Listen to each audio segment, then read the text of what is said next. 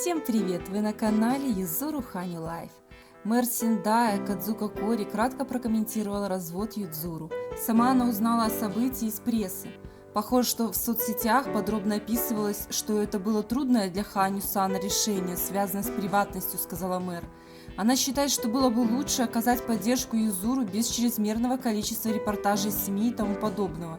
Но сама Кадзука Кори хотела бы воздержаться от излишних комментариев по этому поводу. Бывший диктор новостей NHK задался вопросом, соответствует ли общественным интересам раскрытие частной жизни Юдзуру Ханю для широкой публики.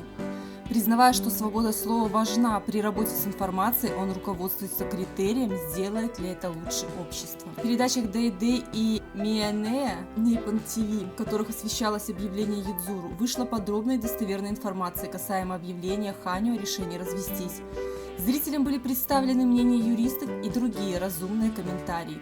Напомним, что Ханю сотрудничает с NTV. В целом же на телевидении наблюдается и критика самого Юдзуру, и игнорирование факта влияния СМИ на его развод. Когда я готовила сегодняшний выпуск, я прочитала много информации о разводе Ханю. И могу вам сказать, что столько грязных статей о нем я не видела никогда. СМИ еще больше стали писать непристойного о Ханю.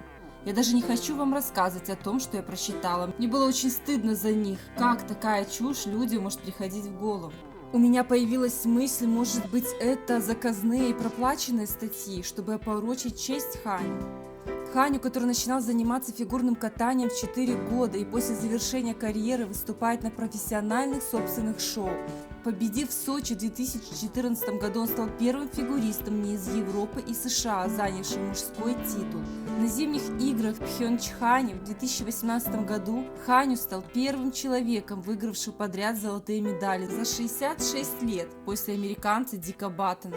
На протяжении всей его карьеры за ним следовала армия сторонников Ханю, которые забрасывали лед игрушками Винни-Пуха после его выступления.